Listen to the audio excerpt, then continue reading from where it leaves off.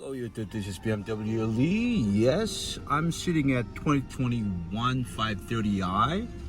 Well, actually, one of a subscriber asked me how to do this.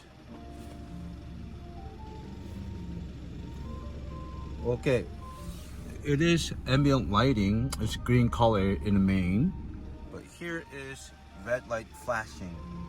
It happened when I opened the door. One of a